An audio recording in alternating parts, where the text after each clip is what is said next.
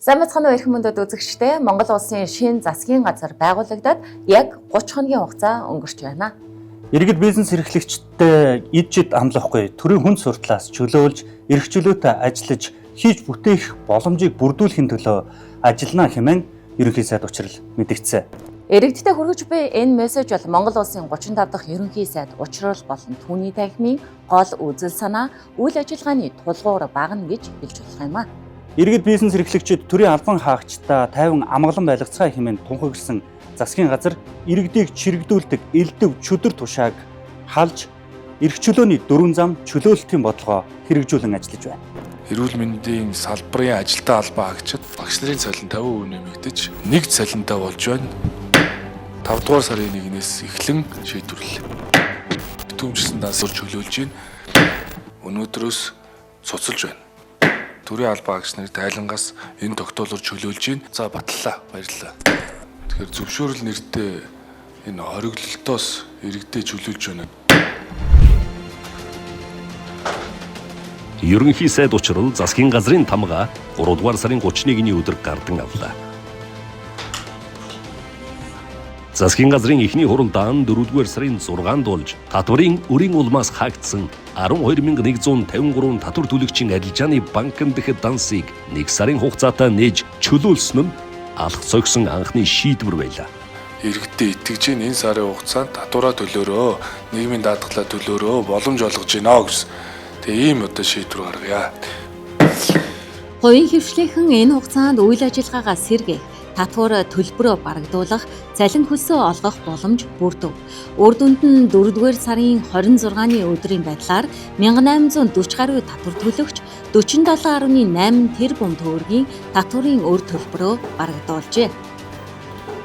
Манай компани маань одоо 2017 оноос хойш уул уурхайн гидрийн шаланг үйлдвэрлэл угсрал тонд төхөөрөмж одоо нийлүүлэлт чиглэлээр үйл ажиллагаа явуулж байгаа. Тэгээ одоо тодорхой шалтгааны улмаас одоо компани данс одоо хаагдахад хүрсэн энэ хугацаанд бол одоо гадаад гуйлга бажертын чадлын үйлс тавих одоо нөөтийн үр төлбөр тийм ээ. Тийм асуудлууд бол бидэнд тулгарсан. Одоо өөрчлөлт гэх юм бол бүх зүйл одоо голдортой орж ийн хэвэн болж байна. Одоо данс нэгц учраас бүх одоо гадаад дотоод гуйлга худалдаа авалт юу гэдгийг энэ шалгуулалтын дээр чөлөөтэй оролцох нэлээд ийм одоо бүхэл одоо үйл ажиллагаа маань одоо жигдэрч байна да. Манай компани шинэ дээр гээд ярихт бол айгүй их том нөлөө үзүүлж байгаа шийдвэр болж байгаа. Одоо нэг бодлоо аим орж ирэх юм даа.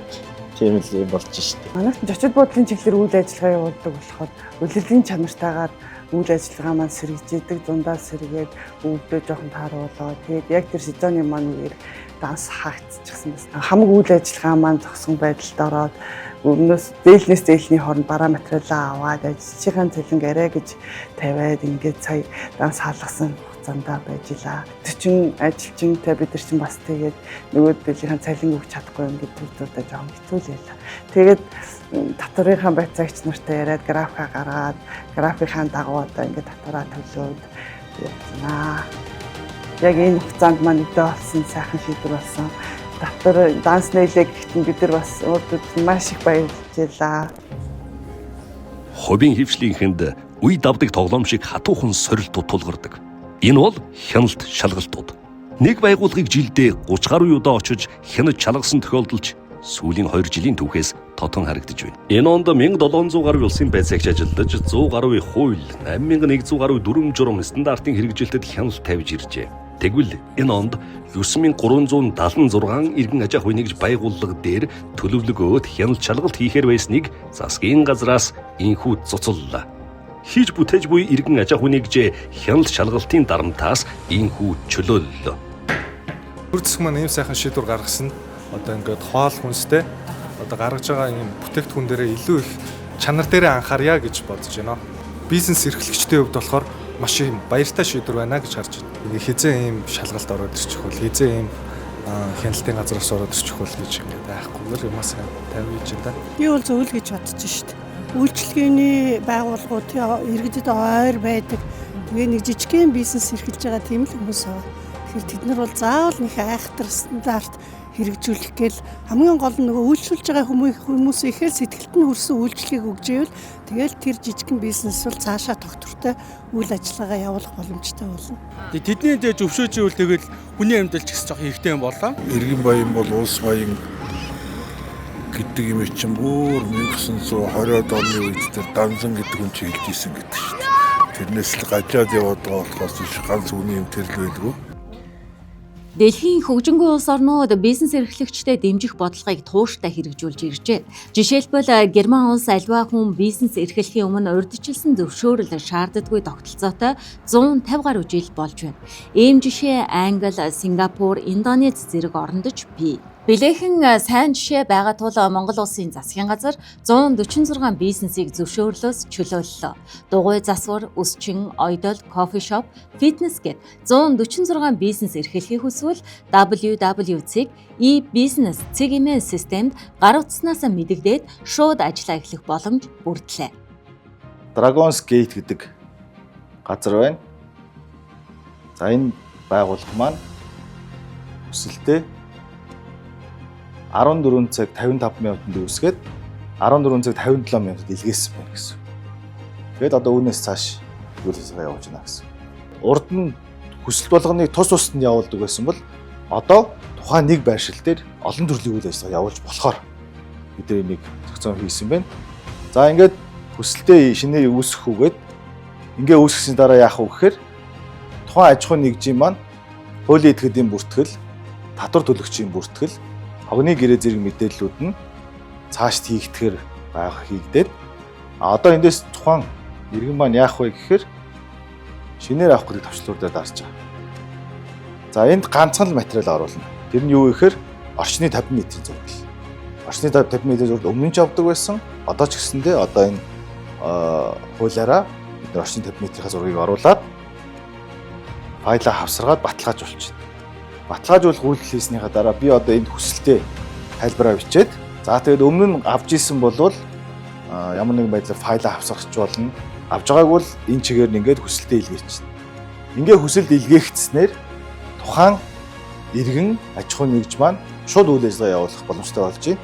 Дахин бичиг баримт нэхээ болох хэрэгтэй. Ялангуяа жишээ нь нэг юм 5 давхар барилга байлаа. Тэр барилгыг чинь нэг удаар галын дүгнэлтийн нөгөөл барилгыг нь үлээгээд авцсан байгаа шүү дээ. Гэтэл тэр дотор нэг 30 квадрат дотор нэг түрээслэгч үйл ажиллагаа явуулдаг. Тэгээд түрээслэгч бүрээс нь дахиад тэр квадрат дээр галын дүгнэлт нэхэр чинь энэ чинь давхар л хүнд суртал шүү дээ. Тийм учраас би бас танд яг энэ чиглэлээр дахид бичиг баримт шаардахгүй эхэлдэг болсон үйл ажиллагааг амлиулахын тулд иргэдийн аюулгүй байдлыг сахих үүднээсээ тэр галын дүгнэлтийг нь хаягийг хараад аваачаад өгдөг болох боломжийг одоо бүрдүүлээ гэдгийг одоо хэлэх гэж өнөөдөр дуудсан юм аа.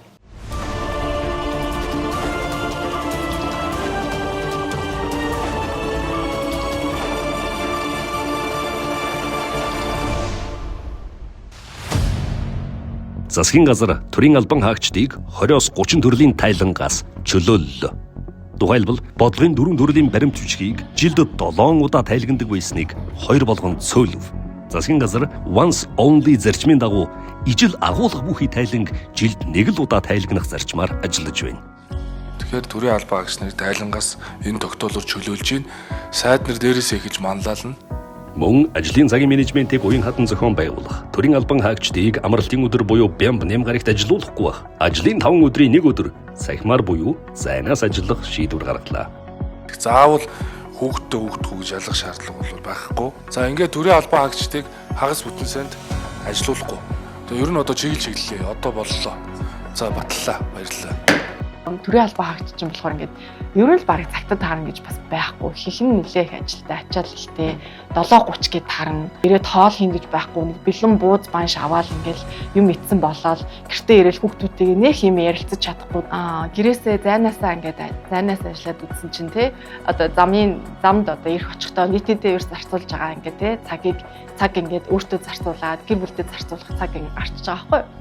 За тэгээ хүүхдүүдээ гэртээ ирэхтэн те хүүхдээ гэртээ ирэхтэн даалгаврыг хийлгээд яг хяналтандаа байлгаж байгаа даалгаврыг хийлгээд гадаа тоглуулад тэгээд ингээд дэлгэц хэрэглэх цагийг ингээд зохицуулж зохицуулах боломжтой байгаад бол байгаа нь ингээд эрс мэдэгдсэн. Яг ингээд унших, төлрөх, тэг ингээд цаг гаргах, бодох, боловсруулах тэр ажлуудаа ингээд гэртээ юм сатааралгүй хийхэд баг илүү үр дүн, илүү бүтээмж гарч байгаа байхгүй юу? Тийм. Тэгээд ерөнхийдөө одоо төрийн албаны одоо Able гэдэг систем байдаг, интранет гэдэг систем байдаг. Тэр систем дээр бол ингээд тэгээ бүр хідэн бичигт ингээд хариу өгч ийн хідэн бичиг боловсруулалтын гэдэг удирдлага нь бүгдээрээ харах боломжтой байдаг учраас л өртөөсөө тэгж ажил сарлагдах тийм асуудал бол гарахгүй. 2-3 хүүхдийн хичээл зөөх, бага анги зөөх гэдгээс болоод яалтчгүй эмэгтэйчүүд ажлын байрнаас бол арчигдж байна. Тэгээ эмэгтэйч гэсэн энэ үнэт хүний нөөцөө бид нар аль болох ажлын байран дээр ингээ байлгаад хаппи ажиллаа хийгээд явах тэр боломжийг бүрдүүлэх хэрэгтэй.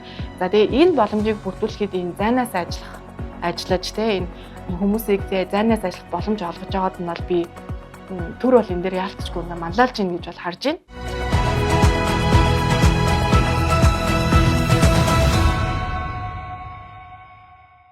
За сайгаа үрж байна.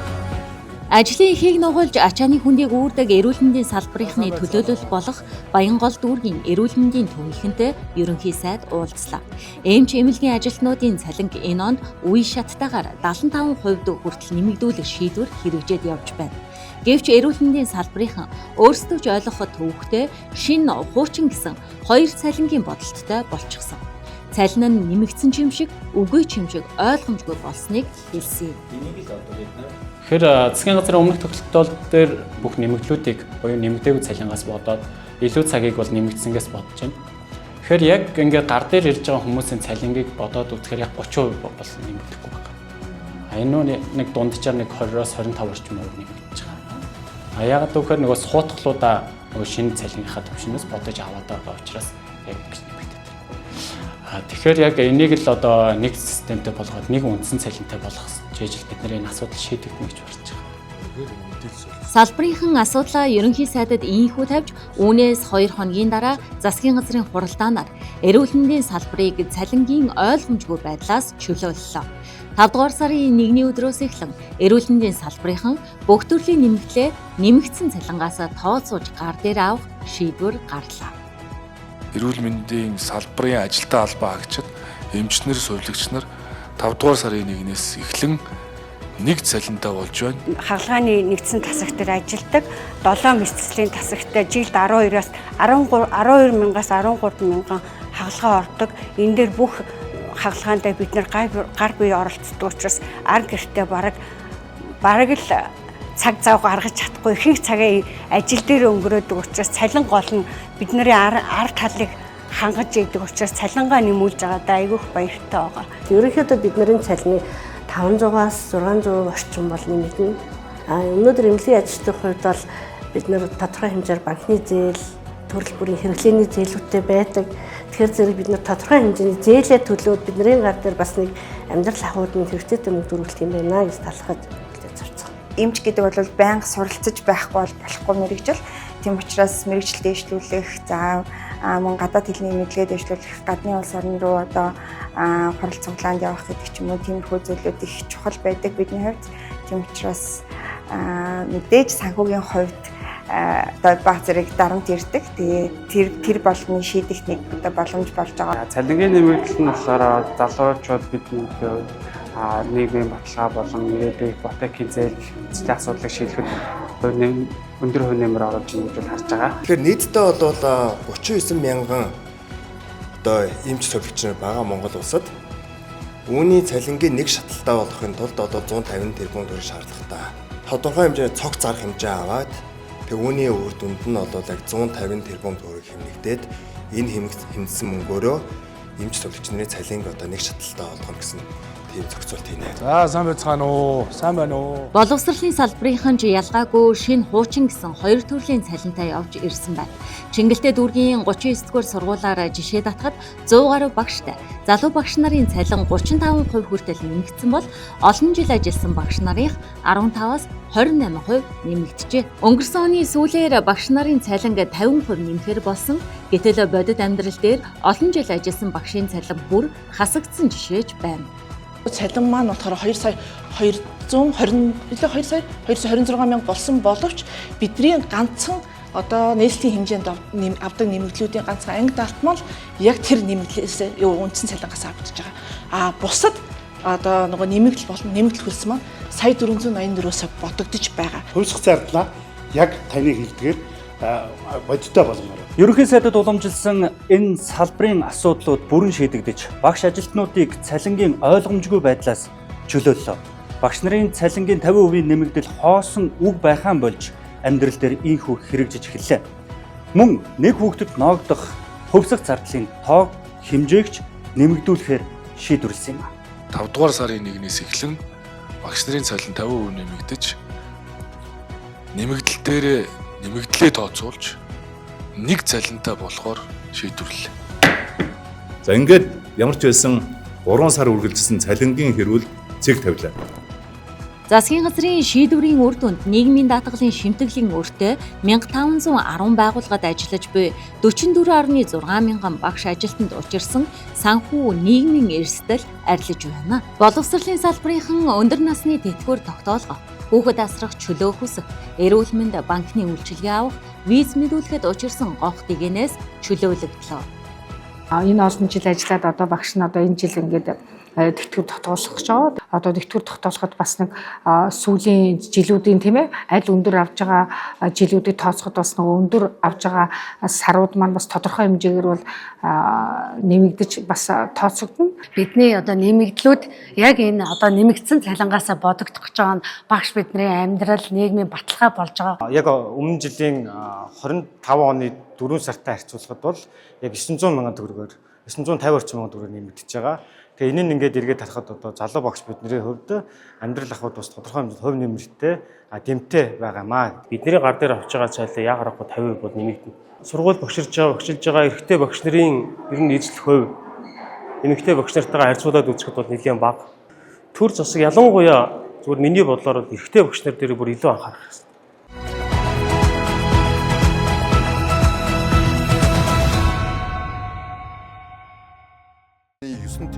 Засгийн газар зөвхөн эрүүл мэнд боловсролын салбарынхны асуудлаар хязгаарлахгүйгээр хийж бүтэе гэсэн иргэн бизнес эрхлэгч хэн бүхнийг тууштай дэмжинэ гэсэн бодлого инхүү биелэлээ олж эхэлж байна. Тухайлбал ерөнхий сайд дотоодын үйлдвэрлэлээр хангах боломжтой бараа бүтээгдэхүүнийг төрийн худалдан авалтаар тэргүүн ээлжинд дэмжиж ажиллахыг төсвийн захирагч нарт даалгалаа. Гарын шингэн савн, ариун цэврийн цаас, хуурай салфетик, тавгийн чихэр, нормын гутлууц зэрэг дотооддоо стандартын дагуу үйлдвэрлэж буй бараа бүтээгдэхүүнийг төрийн байгууллагууд худалдаж авна. Жижиг дунд үйлдвэрлэгчдийн борлуулалтыг бодитоор дэмжинэ. Тэр бид үнэхээр бас дотоодынхоо үйлдвэрлэл эрхлэгч нарыг дэмжиж чадвал биднэрт асар их одоо потенциал боломж бол байгаа. Тэгээд тэрнээс биш дандаа одоо импортоор аваад худалдаа авалтыг дэмжиж байх юм бол энэ төсөвд ч тийм эргээр нөлөөлөхгүй. Засгийн газрын тогтоол дэмжигдлээ.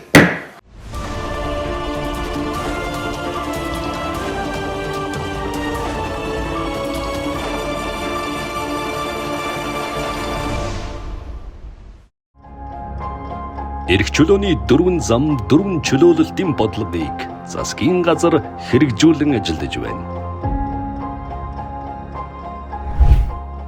Мэдээлэл технологи хэмэл оюун ухаан ашигласан салбар авилгын эсрэг чөлөөлөлтийн гол хүч болно гэж засгийн газрын тэргүүн хэллээ. Нэгдсэн үндэсний байгууллагын 2024 оны захин засаглалын хөгжлийн индексээр Монгол улс 46 дугаарт орж 2022 оноос 28 байр урагшаалсан. Иргэдийн 80% нь Монголыг ашигладаг бөгөөд 27 сая долларын шууд бус зардлаа хэмнэсэн байна. Энэ салбарт төрийн оролцоог багасгаж, хувийн хөвшилтэй боломж олгоно. Төр дахин програм хангамж хөгжүүлэхгүй гэдгийг ерөнхий сайд зарлаж, төрийн үйлчилгээний API сервисийг хувийн хөвшилд нээж өглөө. Мэдээллийн технологийн салбарынхаа өөрсдийнхөө боломж болцоог ашиглаад эргэлтэнд орох, чадварчих өрсөлдөх томоохон өрсөлдөх талбарыг бий болгож өгч байгаа гэж харж байгаа. Ямар ч компани төрийн үйлчлэгийг үзүүлэх боломжтой болгож байгаа нь бол их зөв алхмаа гэж харж байгаа. Код бичих, системийн архитектур гаргах, систем хийх ажлыг бол хувийн эрхлэлээр хийх нь бол үнэхээр хэрэгтэй. Би ерөнхий сайдаар томилогдоод би засгийн газрын тогтоол гаргасан. Цааш төр систем хөгжүүлэхгүй гэж. Одоо ер нь хөдөлмөрлөж байгаа хүн болгоныг дэмжинэ. Ийм л бодлого. Энэ бол чөлөөлт. Сайдын хувьд бол одоо хаашаа явах уу гэдгийг бүрэн тодорхойлоод өгсөн байгаа. Учраас тэгэхээр энэ дээр бол манай салбарын яам дээрээс арай байгууллагууд анхаарч ирнэ гэдгийг хэлье. IT салбар авилгыг өөрөөлө зогсохгүй улс орны хөгжлийг хурдсгах хөшүүрэг болж байна. Жишээлбэл Узбекистан улс IT парк Узбекистанаа дэмжснээр 2024 оны эцэст 2600 компани 1.6 тэрбум долларын эргэлттэй ажиллаж 2025 оны эцэст IT үйлчилгээгээ 90 гаруй улсад экспортлжээ. Харин Казахстаны Астана хабын мэдээлэл 2025 оны байдлаар IT үйлчилгээний экспорт нь 633.8 сая долларт хүрсэн жишээ байна.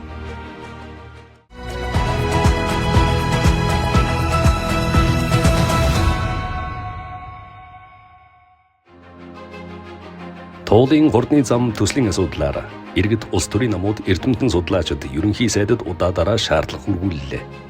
Байгаль орчин, замын дүүжрэл, эдийн засгийн өрнөлөө, төслийн хөрөнгө санхүүтэй холбоотой асуудлуудаар тэдний дэвшүүлэн тавьсан үндслэлүүдийг Монгол Улсын засгийн газар хүндэтгэн хүлээн авах ёстой гэж ерөнхий сайд үзээд шийдвэр гаргалаа. Энэ хууль хяналтын байгууллага энэ туулын хурдны замын төсөлтөд холбогдуулаад энэ үүсэт байгаа хотын удирдлагуудыг шалгаж үн зөвийг нь тогтоох асуудлыг нэг талд нь гаргахгүй бол иргэд олон нийтийн дунд бас төөрөгдөл үүсэх байдал бол одоо хэмжээнээс итэрлээ. Тийм учраас хууль хяналтын байгууллага хяналт шалгалт явуулж энэ одоо зарим одоо нийгэмд үүсэж байгаа асуудлууд дээр эргэлзээ тэнэглэлзүүдээр эцсийн зэг тавьтал туулын хурдны замын төслийг зогсоож байна. Хэдийгээр манай улс ормозын хоолоогоор бүтээгдэхүүн импортлдоггүйч. За тэнд болж байгаа хямрал бидэнд хүн дээр тусган дамжиггүй. Ойрхот орнуудад болж буй хэрэг явдлаас улбаатай түл шатхууны үнийн нэмэгдэл шинэ засгийн газрын анхны томоохон сорилтуудын нэг юм. Энэхүү хүндрэлээс иргэдийн нуруунд ирэх ачааг аль болох бага байлгахын төлөө засгийн газар онцгой анхааран ажиллаж байна. Аж үйлдвэр эрдэс баялагын сайдаар ахлуулсан баг Оросын холбооны улс Казахстан улсад ажилласан. Үр дүнд нь Оросын холбооны улс манай улсад дотоодын зах зээлийнхээ үнээр түлш нийлүүлнэ гэдгээ илэрхийлжээ. 5 дугаар сард ирэхээс одоо үн өсөхгүй өнөөдрийн байгаагаараа орно. За ингээд оны эцсийн байдлаар өнөөдрийн нөхцөл байдлаар тооцож үзвэл 500 гаруй сая долларыг одоо ард иргэдийн аж ахуйн нэгжүүдээс гаргуулах байсныг одоо хамгаалж чадлаа гэсэн үг.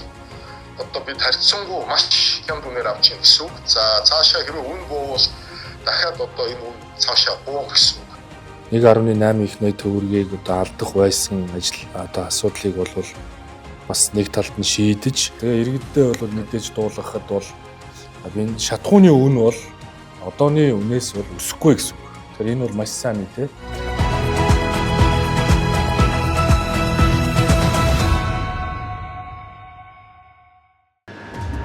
Өвөл айсуу гэдгийг бид үнэхээр өвөл айсуу цагаар ярьж асуудлыг хүндэтгэв. Тэгвэл ерөнхий сайдын анхаарсан засгийн газар эх жилийн өвлжилтийн бэлтгэл ажил энэ хавраас анхаарч ажиллаж байна. Яг миний одоо энэ 100 гарт бол энэ 4-р дулааны цэглэгийн станцын 6-р зуурхын засвар шинжилгээ ажил хийгдэж байна. За энэ засвар шинжилгээ ажлыг нийтдээ 8.6 тэрбум төгрөгийн одоо хөрөнгө оруулалтаар хийж байгаа. За өнгөрсөн 3 сард бол энэ засвар шинжилгээ ажил хийгдсэн. Ирэх 6-р сард дуусахаар одоо яг засвар шинжилгээ хийж байгаа залуучууд маань өдөр шөнөгүй одоо шуурхайлан ажиллаж байгаа юм. Монгол улсын ерөнхий сайд учирлын хувьд бол өвлжилттэй бэлтгэхтэй өвлөн бэлдэж ихс биш 100 хавраас одоо бэлдэж чиглэе гэдэг одоо гол чиглэлийг нь эрчим хүчний салбарынд бол өгөөд байгаамаа. 3 том асуудлыг шийдвэрлсэн гэж үзсэн. За нэгдүгürt нь бол бидний олон жил яригдсан 9-р зуух буюу шинээр нэг зуух барих 90.5 сая Америк долларын зээлийн асуудлыг шийдвэрлэхээр бол шийдвэр гарсан. Сэлбэг хэрэгсэл авах мөнгөнд бол тодорхой хэмжээний мөнгөнд бол шийдвэрлэхээр за 3-дугаарт нь бол Хөгжлийн банкны 260 тэрбум төгрөгийн зээлийн асуудлыг бол хугацааг нь хойшлуулахаар энэ 3 том асуудлыг бол шийдсэн байна. За ингэснээр бид өвлийн бэлтгэл ажлаа хангахад бол хөрөнгө мөнгөний дутагдлалд орохгүй байх нөхцөл бүрднэ гэж үзэж байгаа. Тэрээ энэ үр дүлбэр алдагдлаа шийдъя. Тэгээд реформ оруулж ирье. 2026-аас 2028 он эрчим хүчний компаниудын хөрөнгөлөгдсөн богино хугацаанд үр дүлбэр бүрэн бараг дуусъя. Урт хугацаа зээлийн иргэн төлөлтийн хуваарийн дагуу хэвийн болгоё. Ингээ 2029 оноос эрчим хүчний салбар улсын төсвийн татаасгүй ажил нөхцөлийг бүрдүүлэх ажлыг эхлүүлье. Салбарынхаа бодлого стратегийг тодорхойлж шинжлэхээс гадна улсын хүчний бодлого, засаглалын асуудал, үр ашигын асуудал, За энэ салбарыг хүн суртлаас илүү зөвшөөрлөөс хаалттай байдлаас чөлөөлөх тухай өргөн хүрээтэй ажил төлөвлөлт хийж байгаа.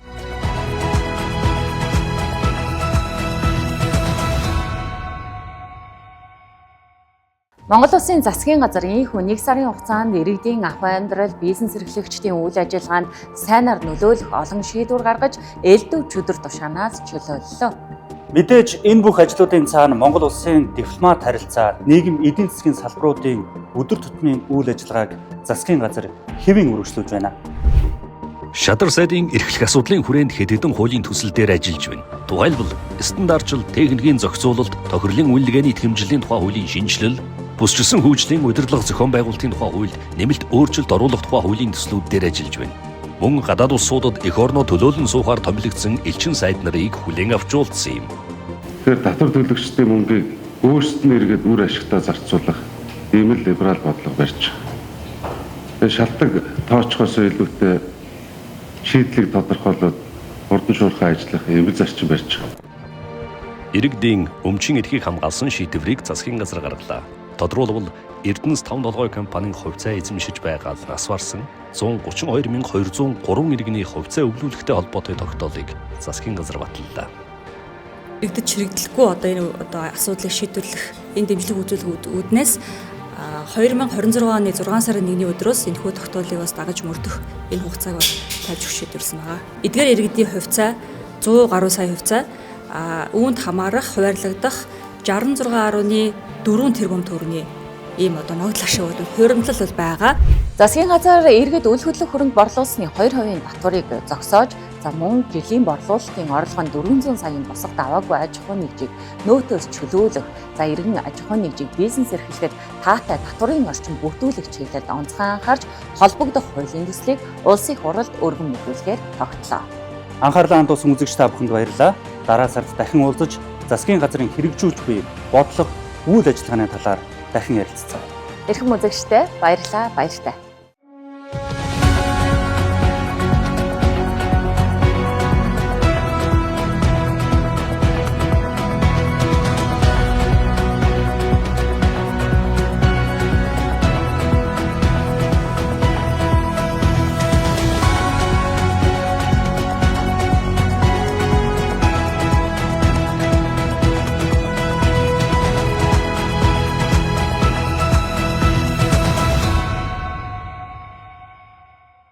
Сайн бацгаана уу эрхэм мөндөд үзэгчдээ. Монгол Улсын засгийн газрын дэвшүүлсэн эрх чөлөөний 4 зам 4 чөлөөлөлтийн бодлого эргэн аж ахуйн нэгж бизнес эрхлэгчдэд бодиттой хүрч байна. Энэ сард засгийн газар эдийн засаг, хууль эрх зүйн, ногоон хөгжлийн чөлөөлөлт, мөн авилгын эсрэг чөлөөлөлтийн хүрээнд хэд хэдэн онцлог шийдвэр гаргаж үр дүндэж хүрлээ. Хөрөнгө оруулалтын орчинд гэрэл аслаа.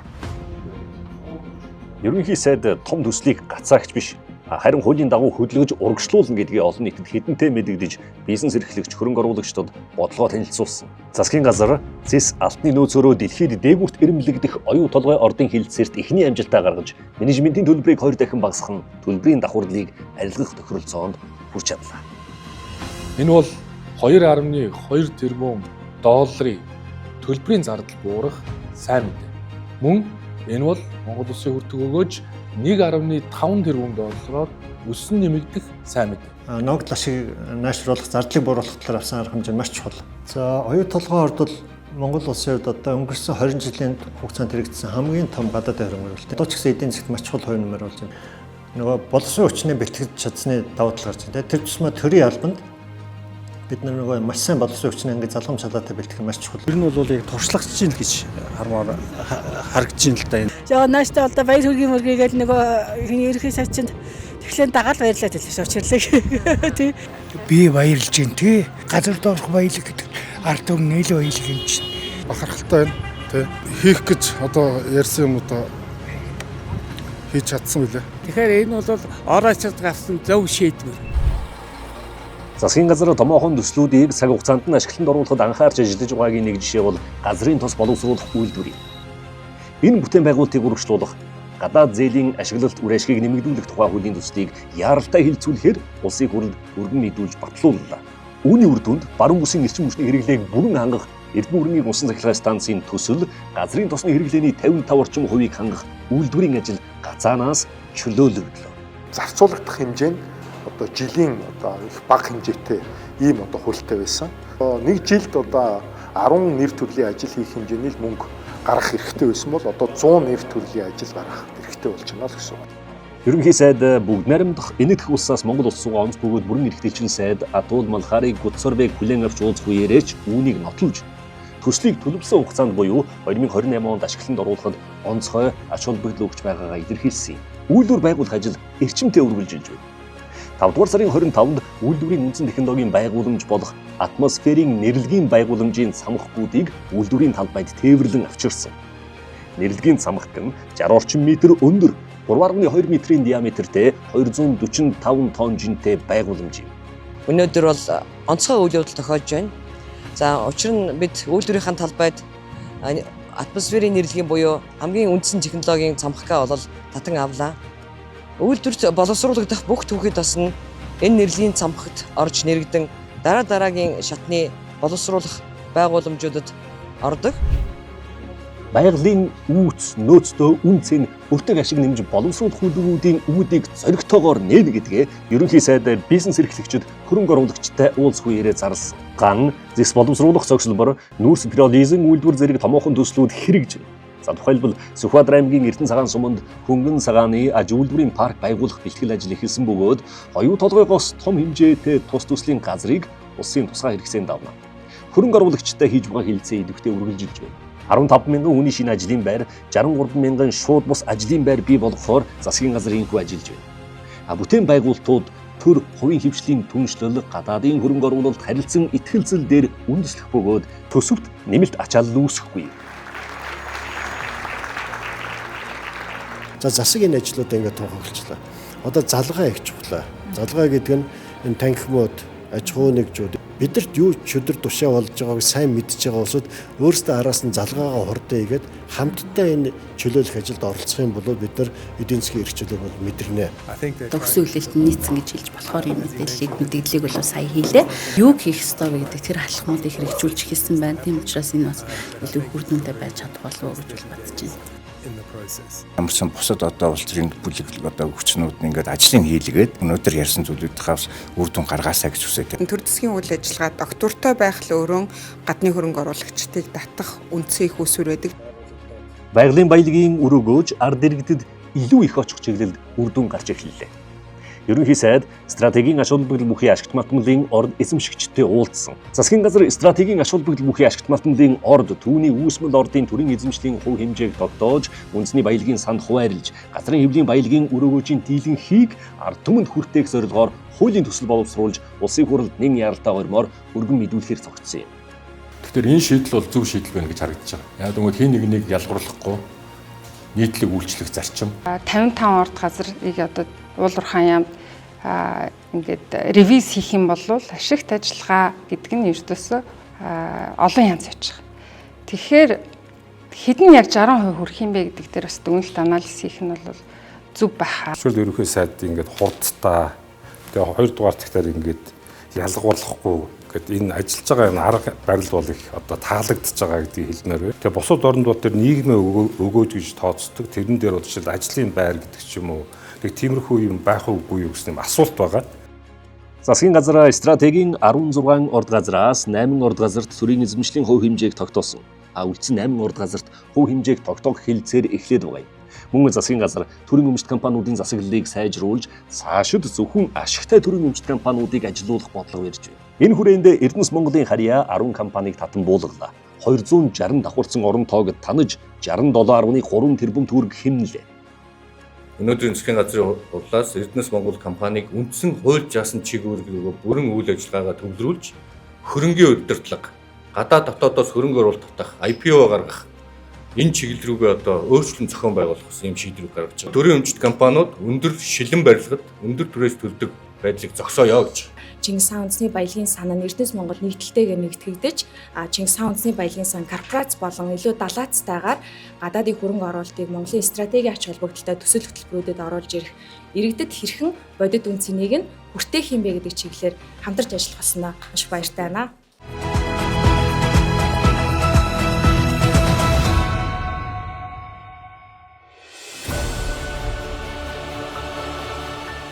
Засгийн газар ногоон хөгжлийн чөлөөлтийн хүрээнд өрхийн хэрэглээний сэргээгт хэрчим хүчний холболтын дээд хязгаарыг 20 кВт хүртэл чөлөөлж айд өрхүүд өөрсдөө эрчим хүч үйлдвэрлэгч болох боломжийг нээсэн. Чингэлтэй дүүргийн 80 гаруй айд өрх нарны хавтан хураагуур ашиглан эрчим хүчний хэрэгцээгээ хангаад төвийн шугамд нийлүүлж байна. Мөн засгийн газар анх удаа сэргээгт эрчим хүчний салбарт өрсөлдөөнд сонгон шалгаруулалт зарлалаа. Энэ хүрээнд Ховь сүмбэр, Дундгой, Булган, Хинти, Өвөр хангаан аймгийн 5 байршилд нийт 220 мегаватт нарны цахилгаан станц болон 440 мегаватт батарей хөрөнгөлөөрийн систем бүхий төслүүдийг хувийн хөвшил хэрэгжүүлнэ. Эрх өвлийн оргил ачааллаас өмнө буюу энэ оны 12 дугаар сарын 1-нд ашиглалтанд оруулахаар ажиллаж байна. Одоогийн байдлаар 100 гаруй аж ахуй нэгж хүсэлтээ ирүүлжээ.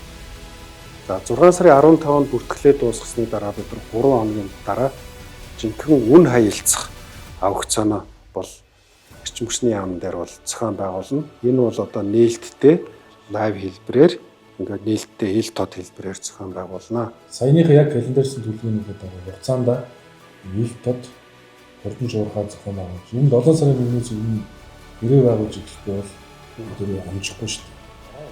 Улаанбаатар хотын худалдааны танхим цахилгаан автомашин цэнэглэх дэд бүтцийг хөгжүүлэх хөтөлбөрөөр ерөнхий сайдад танилцууллаа.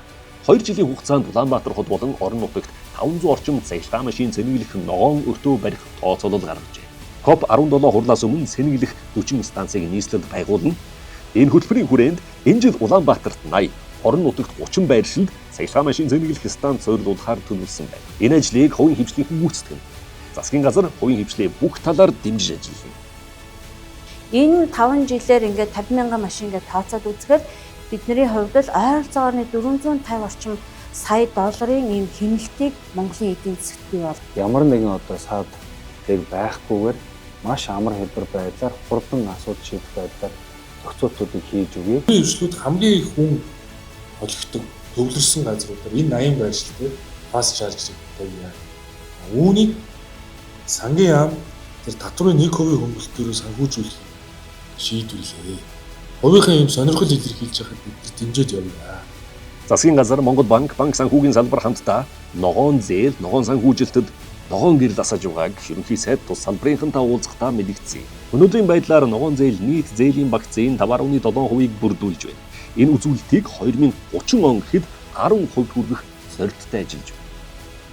Бид нар чинь нэг л Монгол улстай юм чинь. Тэгээ энэ Монгол улсынхаа эдийн засгийг ногооруулахын төлөө хичээж байна. Хугацаанд свапын зардлыг бууруулна гэж байна. За энэ бууралт явах юм бол за бодитоор одоо энэ санхүүжилтийн өртөг буурах бүрэн боломжтой байгаа. Хөгжлийн банк өөрөө охин компани BBM Asset Management компани доор одоо 3 сан байгууллагад байна. Хямд өртөгтэй хөөсөөр татан төвлөрөх зорилготой сан. За одоогийн байдлаар бол бид энэ 3 сан дээр 230 орчим сая төгрөгийн хөрөнгө оруулалт татан төвлөрүүлж байгаа байна. За буцаад аржааны банкудад санхүүгийн байгууллагуудад дамжуулан зээлдэгчдэд иргэдэд одоо энэ хүртээмжтэй ногоон зээлийг олгох одоо тийм өслөг үүдэх зорилготой сонгоод байгаа. Энэ өдөр гарсан гол шийдвэр бол ногоон зээлийн гол бүтээгдэхүүнүүд дээр хэрэглээний зээлийг нь 30 сар байсан хугацааг нь 60 сар болгож уртсгалаа. За цаашид холбогдох бусад хөнгөлөлттэй нөхцлүүдийн талаар юу нь бол ярилцлаа. Засгийн газар ногоон хөгжлийн чөлөөлтийн бодлогоо Токио хотно болсон Invest Mongolia форумд танилцууллаа. Японы төр хувийн хвшлийн төлөөлөл хөрөнгө оруулагч байгууллагуудын 240 гаруй төлөөлөл хүрэлцэн ирж, хоёр талын бизнес эрхлэгчид харилцаа холбоо тогтоож хамтын ажиллагааны боломжийн талаар санал солилцсон юм. Япон улсын сонирхол нь юу байна гэхээр цэвэр, хямдхан, найдвартай ийм эрчим хүчийг Монголоос авъя. Авахтаа бизнес эрхлэгчдийн хүрээнд дээрээс нь Япон улсын засгийн газрын төвшөнд бол ойлголцоод хамтарч ажиллахаа бол тохироод явж байгаа. Цэвэр эрчим хүчээр эрчим хүчний технологи бол хурцтай хөгжиж байна. Япон улсын технологиг Монголд нэвтрүүлэх, Японы хөрөнгө оруулагчдыг мэргэжилтнүүдийг урьж оруулах гэдэг ийм томоохон ажлууд байна. Ногоон хөгжлийн чөлөөлөлтөд гэр орондын яндангийн тоог сөөлөх бодлого багтана. 6% хүүтэй ипотекийн зээл хамрагдахаар 47 мянган зээлдэгч дугаарлан хүлээж байна. За тиймээс Монгол банкнаас ипотекийн санхүүжилтийн журамд өөрчлөлт оруулж ипотекийн бүтээгдэхүүнд олон төрлийн сонголт бий болгоно. Тухайлбал орон сууцны үнийн 50%-ийг ипотекийн зээлээр шийдэж, үлдсэн 50%-ийг түрээслээд өмчлөх хэлбэрээр тооцож нөхцөлийг зөөлрүүлэх юм. Холбогдох байгууллага банкудаас санал авах төвшөндөө явж байна. Энэ саналыг цэцлээд бид нар энэ дээр шийдлээ гаргана. Эдийн засгийн бололцоон дээрээ сулгуураа сонголттой байна гэдэг бол залуу гэр бүл нэлээд боломж олгож байгаа бол гэж ойлгож байна. Монгол тулгамжийн асуудлуудыг ялчгүй гэр хороол болон утааны асуудал байдаг. Тэгэхээр яндангийн тав ч гэсэн тодорхой хэмжээнд буурах гэж бодож байна. Хүн болгоны амьдарч байгаа нөхцөл байдал, хөдөлмөрийн нөхцөл байдал харилцан адилгүй учраас аль бол гоёа хатан байх нь зөвөл байх.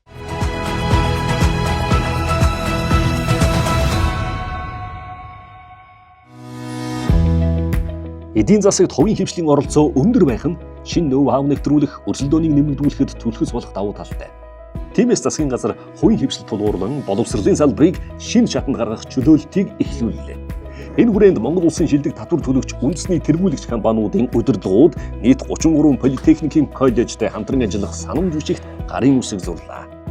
Ажлын байран дээр одоо тавьж байгаа шаардлагыг төгсгчд илүү юм хангах боломж бүрдэх ийм нөхцөл бий болно гэж харж байна. Багш нарын тэр үйлдвэрлэл дээр хур чадамжийг сайжруулах гэдэг чиглэлээр шинэ технологиг одоо хөгжүүлэх гэдэг чиглэлээр хамтын ажиллах маань илүү одоо өргөж бахаа гэж найдаж байна. Угаасаа энэ хөгжингүй орнуудад дандаа тэгж явж байдаг. 10% нь тэр компани дээр дадлага хийж 30% нь онцгороо явж мэргэжлийн ажилтнууд бэлтгэж байгаа байхгүй юу? Ирээдүйн хойч үеийнхээ сурч үлж орчин нөхцөлийг бүрдүүлэх тал дээр бодлогын төвшөнд ажиллах хэрэгцээ шаардлага бий. Хүүхдийн төлөө заа гэж хэлэх хангалт бий. Заавал хийх ёстой гэдгийг хүүхдийн төлөө зөвлөлийн ээлжид хуралдааны үеэр ерөнхий сайд онцолж хэд хэдэн шийдвэр гаргалаа. Ирэх 9 дугаар сарын 1-ээс цэцэрлэгийн хүүхдүүдийг эрүүл мэндийн үйлчилгээний эрт илрүүлэх там болно. Мөн хүүхдийн баярыг өгтөж төв талбайн дэргэдэх хотын захиргааны хуучин байрыг чөлөөлж хүүхд хүнслийн ордон болгож үйл ажиллагааг нь хүүхдийн ордонд шилжүүлэхээр шийдвэрлэлээ. Наад нийслэл чинь тэр ногоон дээвэртэй засаг захиргааны барилга чинь буудал болох гэж байгаа юм байл. Тийм учраас би энийг буудал болчихоос өмнө хамгаалтанд авч байна. Монголын хүүхдийн ордны мэдлэлт байгдээ гэж бодож байна.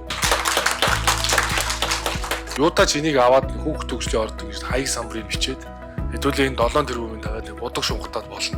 Бүх хувийн байгууллагуудыг дуудаж уулзаад та нар одоо нэг төгтөр хуурын тайг, энийг нэг морин хуурын тайг, энийг нэг компьютерийн лаборатори те, энийг нэг ийм л оюун ухааны хичээл техник төв.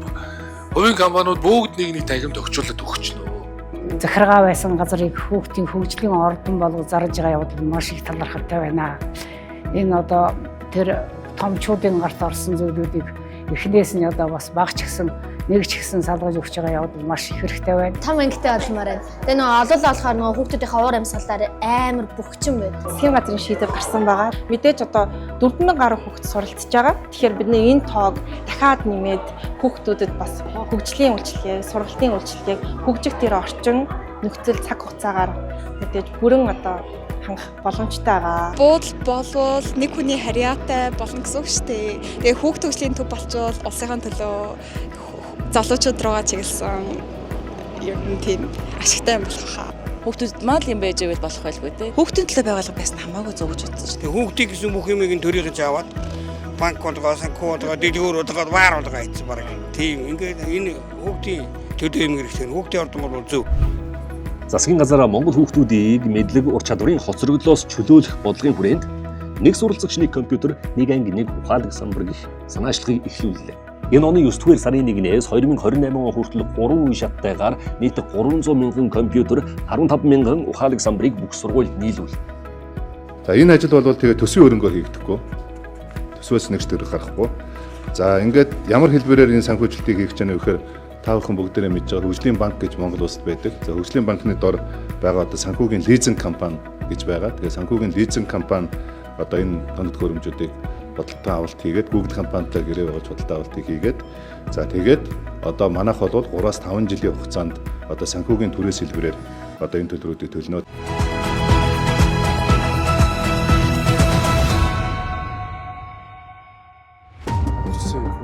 Иргэн аж ахуйн нэгж бизнес эрхлэгчтэй татварын дарамтаас чөлөөлөх 4 гол хуулийн төслийг засгийн газраас улсын хурлд өргөн мэдүүлсэн.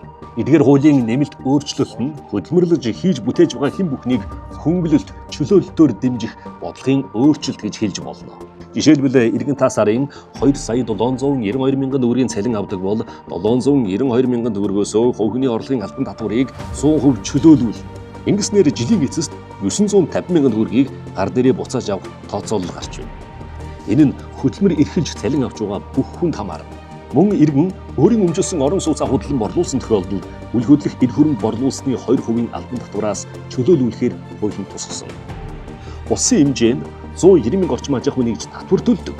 Үүнээс 95 орчим хувь нь буюу 180 мянган орчим нь жижиг дунд бичил бизнес эрхлэгч байна.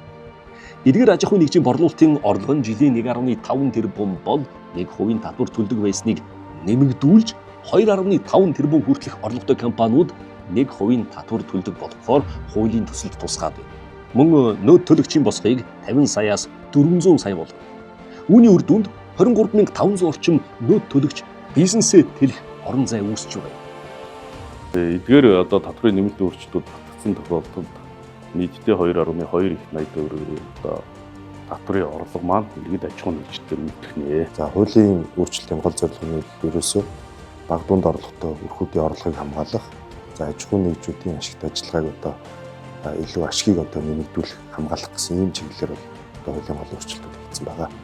Одоо бүх нийтийг хамарсан шинж чанартай дэмжлэг болж чадах байхаа гэж үзэж байна. Өнөөдөр хувийн хвшлийг дэмжсэн эдийн засгийн хөгжлийн загварыг бид 10 хэдэн жил ярьж байгаа боловч төр төвтэй загварлуу бид яваад байгаа. Эннээсээ татгалцсан татврын реформыг бид хийх ёстой. За татврын хүү алдан тооцож байгаа дээр хит өндөр татвар тогтоохгүй байна, 50% дэш гарахгүй гэсэн ийм хязгаарлалт тогтоож байгаа сайр гэх мэтээр ингээд яг одоо энэ хуулийн санаачилж байгаа хүрээ нь бол зүг байна. Хөдөлмөрлөх чадвартай боловч татвар төлөгчдийн мөнгийг халамж болгон хүртдэг иргэдийн хөдөлмөр эрхлэлтийг дэмждэг тогтолцоонд шилжих зайлшгүй хэрэгцээ шаардлага бий. Энэ хүрээнд нийгмийн халамжийн тухай хуулийн шинжилсэн хариуцлагын төслийг улсын хур дүрм мэдүүлэхээр бол мөн хөдөлмөр нийгмийн түвшлийн 3 талд 2026-аас 2028 оны улсын хэлэлцээрийн агуулгач хөдөлмөр эрхлэлтийг дэмжихэд чиглэжээ. Энэ ойрын 3 жилийн хугацаанд бол хөдөлмөр эрхлэлтийг жил бүр 1 пунктээр нэмэгдүүлэх ийм зорилт тавьж хийж байгаа. Үндэсний хэмжээний салхи улсын бодлогын баримт жишээг одоо боловсруулан баталж мөрдүүлье гэдэг дээр санал нэгдээд байна. Ингэснээрээ ер нь одоо урт болон богино хугацаанд яг Монгол улсын хэмжээний эдийн засгийн салбар болгоны салхи улсны асуудлуудыг шийдвэрлэх тийм механизм маань одоо бий болно гэж харж байна.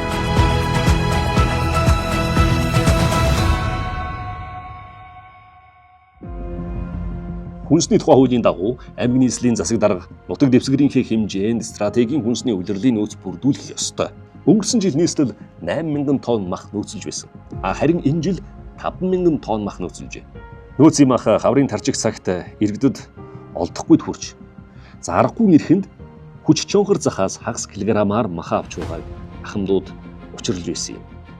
Би 2 сарын тэтгэврийн зээлийг аваад сая хэдэн төгрөг дээр би 611 мянгаар би мах аваад бараг уйлах шахаж байна. Би уйлсан бараг. Махаа дагаад нөгөө хүнс ногоон тавьчихдаг хүүхдүүдэд биелэг юм өгмөр гэдэг те бас л тэр хүрэлцээ юм. Бидний цалин юмхгүй юм чинь анхныхаа үнийг сайхан бодлого бариад өгөөч. Занаад нөөц юм авах гэсэн. Ирээгүй одоо сүүлийн сар би одоо захын нийлүүлээд байгаа юм болов уу гэж бодож байгаа. Ерөөсө дэлгүүрүүд түгэл тохгүй байна. Нийслэл хот энэ жил 5017 тонн мах нөөцлсөн. Гэтэл 2500 тонн мах худалдаанд гараагүй нь бие баримтын системийн бүртгэлээс харж болох руугааг албанхан хэлж байлаа. Үлдсэн нөөцийн махыг яагаад худалдаанд гарахгүй байгаа асуудлыг шалгахыг ерөнхий сайд хууль хяналтын байгууллагын үүрэг болгосон. Мөн хуулиар хүлээсэн үргээ биелүүлээгүүд бол хотын даргаыг чөлөөсөн. Ингээд засгийн газар ээлжид бусаар шуурхай хуралдаж, үнийн өсөлтийн эсрэг авч хэрэгжүүлэх арга хэмжээний тогтоодыг хилцэн баталж асуудлыг шийдвэрлэлээ. Энэ хүрээнд нөөцийн мах худалдаалах хугацааг 15-оор сунгаж 2026 оны 7 дугаар сарын 1 болгож сунгалаа. Мөн нөөцийн махыг анх гэрээнд тусгасан үнээр буюу 13-аас 15 мянган төгрөгөөр борлуулах шийдвэр гаргасан. Ингээд нөөцийн махыг нийслэлийн төвийн 6 дүүргийн 6 цэг томоохон сүлжээ дэлгүүрүүдийн 80 гаруй салбарт худалдаалж эхэлсэн юм. Уулын адим байлан тэр махцах гарч ирээд байж л идэв чинь хоочрог хүмүүс аваад чөлөөтэй байрал явж байгаа. Энэ жил ерөөсө харагдаагүй нэр одоод гарч ирчихтэй ямар ч үстэй бүү. 3-4 сарч ерөөсө нөөцийн мах гардаг яваад очихоор л тэгээд дэлгэрүүд нь хизээ ирэхээ чи мэдэхгүй. Энэ бол тий. 60 явчихсан. Хитээ илэг авсан да? Хоёр уут махалдаа. Цах дээр 37 мянга гарч гарч нөөцийн мах нэмж очихлаа. Өгсний лавнда. Тэ энд хүмүүс олон байна. 2 ууц ч болтгол аав гэж бодлоо шүү дээ. Нилээ удаж ш тавлаа. Хүмүүс сар баг.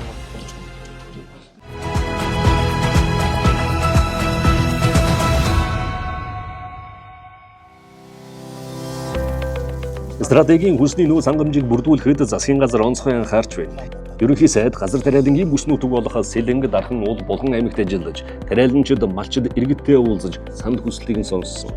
Энэ үеэр Зээлийн Батлан даалтын сангийн их бүс үрийг орийн хугацаанд нэмэгдүүлж, аж ахуйн нэгж тариаланчдаа дэмжиж ажиллах үүргийг хүнс хөдөө аж ахуйн хөнгөлбөрийн сайд өглөө. Булган аймагт болсон хойд бүсийн хөдөө аж ахуйн үйлдвэрлэл эрхлэгчдийн уулзалтын үеэр салбарын экспортыг чөлөөлтийн бодлогоор дэмжиж ажиллахаа ерөнхий сайд мэдгдсэн юм. Цаашид одоо монголоороо үйлдэх хамгийн гол салбар бол манай хөдөө аж ахуй салбар дизээ татаас өгөө дуусаад үр дүн гарах юм бэ. Тэгэхгүй бол эцэс төгсгөлгүй татаас юунд төрөх вэ гэдгийг хэлээд байгаа. Тийм учраас энэ татаасын дэмжлэгүүдээр бол тодорхой бодлогоо дэвшүүлэхэд ажиллаж байгаа. Тэгэхээр энэ чөлөөлтийн бодлогоор бол малчин хүний өрх гэртээ үйлдвэрлэж байгаа бүтээгдэхүүн бол хамгийн үнцэнтэй, органик дэлхийд одоо эдэлт хэрэгцээ ихтэй ийм бүтээгдэхүүн юм а гэдгийг олж харж байгаа нэг сайн шалтгаан. Тэгээд энэний үн тогтоох гэдэг юм уу энэ үйл явцыг төрөөс ямар нэг одоо хязгаарласан бодлого явуулахгүйгээр одоо зах зээлийн зарчмаар явуулъя гэдэг энэ зүйл одоо их чухал юм аа гэж харж байна. Баялагийг л одоо юу гэдэг одоо бас нэг бодит орлого болох гэж байгаа нь бас хэцүү юм шиг санагдаад байна. Одоо эргэлтийн хөрөнгийн зээл одоо манай байгууллага өөрөө бол 200 сая төгрөгийн зээл авсан тий. Энэ дэм болдгоо яриа байхгүй шүү дээ. Энэ чинь бол төлшөө аавн тий. За тэгээд үрээ аавн. Засгийн газар хаврын тариалтад зориулж 7 сая литр түлшийг литрийг нь 3400 төгрөгөөр нийлүүлсэн. Аман хөнгөлтөө зээлийн хэмжээг 70 тэрбум төгрөгөөр нэмэгдүүлж 200 тэрбум төгрөгт хүргэсэн юм. Сэлэнг аймагт 5 дугаар сарын 21-ний байдлаар 208 аж ахуйн нэгж иргэн 45.2 тэрбум төгрөгийн зээл авчээ. Орхон зумын дэх ширийн ундрах компанийн хувьд хүнсний хувьсгал хөтөлбөр тамрагдаж 1200 тонны багтаамжтай төмс хүнсний ногооны зойр барьсан. Мөн засгийн газар атарчсан газарт ногоон тэжээл тариалж, үйл хаврын хүндрэлээс сэргийлэх, малын чанарыг сайжруулах зорилго бүхий нутагта эзэн 100 мянга төслийг эхлүүллээ. Энэ жил 1000 баг тус бүрд 100 мянган гаад ногоон тэжээл тариаллаа. Энэ дээр бол ерөнхийдөө 3 төрлийн тэжээлэг аль биесээр бас ингээд гардуулж байна. Энэ дээр бол судаан, гушуу будаа, улаан будаа гэсэн үрийн дэмжлэгийг бол одоо бидэрт гардууллаа. Тэгээ энэ хүн энэ үр маань бол ерөнхийдөө одоо малын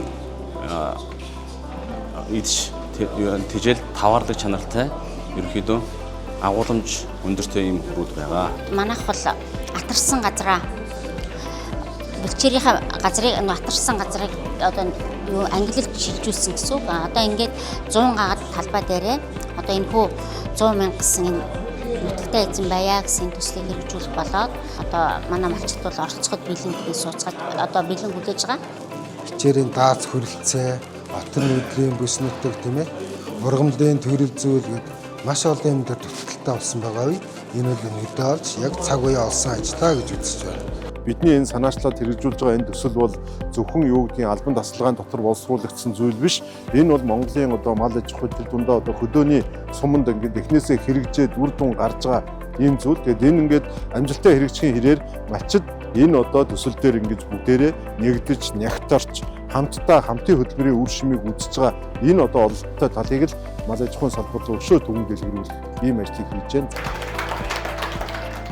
Засгийн газар энэхүү иргэн бизнес эрхлэгчид хөрөнгө оруулагчдад таатай орчин нөхцөлийг бүрдүүлэхээс гадна хөгжлийн хөдөлгөгч хүч болох хүн амаа өсгөх гэр бүлийн доктортой байдлыг дэмжихэд анхаарч байна. Энэ хүрээнд гэр бүлийг дэмжих тухай анхдагч хуулийн төслийг улсын их хурлд өргөн мэдүүлэхээр шийдвэрлэсэн юм а.